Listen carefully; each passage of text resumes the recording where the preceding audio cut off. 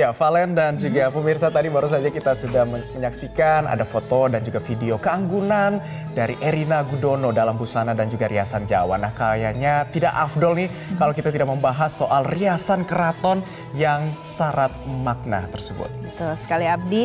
Ini pasti menarik juga, tidak hanya untuk perempuan saja ya, tapi juga untuk semua penonton. Ini pasti penasaran apa sebenarnya yang jadi makna dan filosofi di dalamnya. Betul sekali. Nah, kita akan bahasnya bersama karena sudah hadir bersama kami berdua di sini di Studio 1 Metro TV. Ada Ketua Lembaga Sertifikasi Kompetensi Tata Rias Pengantin dan juga DPP Harpi Melati, Kanas Kosasi atau Mas Kanu. Selamat pagi, salam sehat Mas Kanu. Selamat pagi Mas Kanu. Terima kasih sudah hadir di Studio Metro TV. Iya, senang sekali loh ya kita udah bisa berkumpul lagi nih di sini. Kita akan bicarakan, kita akan bahas, kita ulik. Ini tata rias dari Erina untuk make up-nya seperti itu. Hari ini tuh konsepnya apa Mas? Apakah ini benar-benar asli betul Solo itu seperti itu? Oke, jadi untuk hari ini memang luar biasa ya. Panglingnya, auranya dari kemarin ini udah terlihat sekali ya.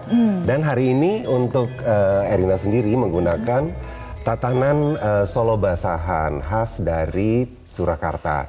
Tetapi di sini bisa kita lihat bahwa Erina dan Kaisang menggunakan tatanan Solo basahan yang memang sudah diberikan sentuhan inovasi dan komersil. Di mana itu inovasi dan komersilnya? Iya, sesuai dengan pakem dari Solo basahan biasanya untuk mengisi pola paes atau cengkorongan diisi dengan pidih berwarna hijau. Tetapi di sini menggunakan warna hitam. Karena saya sudah kontak ke sahabat-sahabat saya yang ada di Surakarta bahwa nanti siang mereka berdua akan berganti dengan busana Solo Putri. Oke. Seperti itu. Dan kemudian kalau kita lihat di sini bentuk alisnya pun adalah alis cantik. Bukan alis khas dari Solo basahan yang berbentuk menjangan rangga yang bercabang. Yang bercabang di bagian belakangnya ya. Betul. Makanya ini kita bisa lihat di sini betul-betul sudah diberi sentuhan komersil, inovasi, dan juga bukan sesuai dengan standar seperti kita mau uji kompetensi ya. Jadi bisa aja kita buat seperti ini dan ini luar biasa. Oke, tapi kalau melihat dari sisi pakemnya, sebenarnya dari pakemnya Solo basahan itu seperti apa sih? Nah, untuk pakemnya sendiri kita mulai dari paes ya. Paes yang signifikan untuk Solo basahan berwarna hijau. Artinya warna hijau ini memberikan filosofi bahwa kita sebagai umat manusia harus selalu ingat kepada Sang Pencipta, kemudian kemakmuran. Tetapi di sini kita lihat berwarna hitam karena mungkin akan berganti busana ke Solo Putri. Kemudian dari alis benjangan rangga dan juga dari kampuh atau dodot yang digunakan tidak menggunakan kampuh atau dodot yang berwarna hijau. Oke. Mas Kanu, ini kalau kita lihat ini adalah riasan sebelumnya. Ya. Kalau tadi kan ngunduh mantu. Betul. Kalau ini yang sebelumnya ini tampak lebih simple, lebih sederhana. Apa maknanya? Apa yang membedakan dari yang hari ini? Iya, kalau yang kemarin kita lihat Erina sedang melaksanakan rangkaian upacara adat Midodareni, di mana Midodareni ini adalah malam pada saat bidadari turun. Dan kalau kita perhatikan pola cengkorongan dan nepesnya pun juga berbeda dengan hari ini.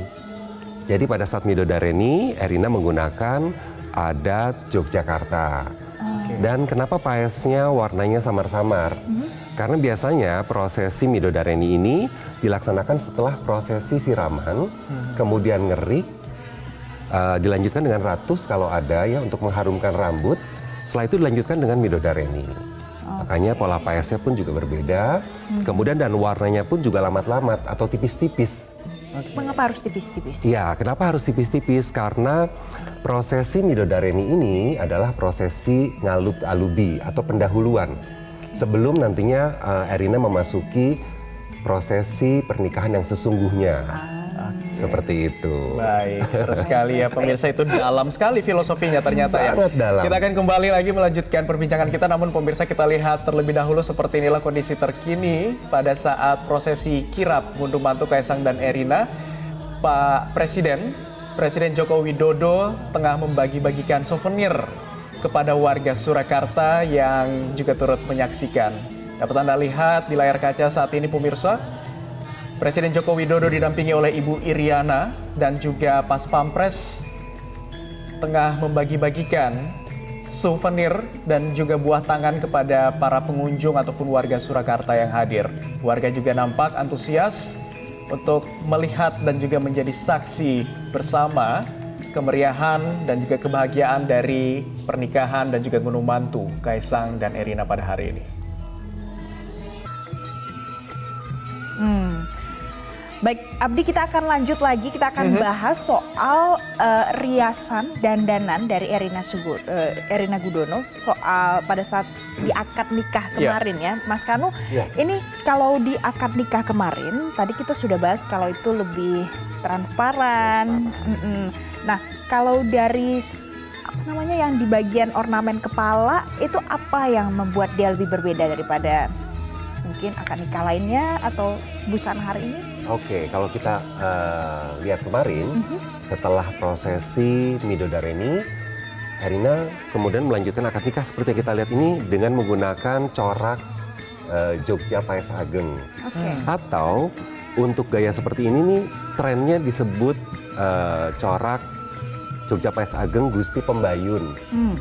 Seperti itu. Jadi untuk bagian kepala menggunakan khas dari pengantin gaya Jogja, Jogja Paes Ageng, tetapi untuk busananya di sini menggunakan busana kebaya. Ya, makanya disebutnya adalah Jogja Paes Ageng Gusti Pembayun.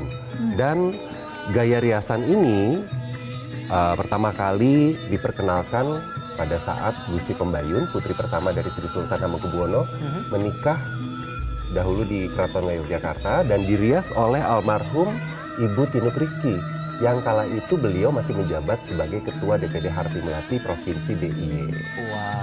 Dan sejak itu corak seperti ini sangat populer sekali, apalagi pada saat putra pertama dari mantan presiden kita Bapak SBY, Mas Agus dan Mbak Anissa juga menggunakan corak Paes Ageng Gusti Pembayun, semakin populer.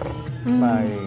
Nah, selain dari riasan, ini juga pasti tadi ada pakai kebaya ya. Betul. Apakah warnanya selalu seperti warna-warna nude seperti itu atau mungkin ada corak-corak khas tersendiri?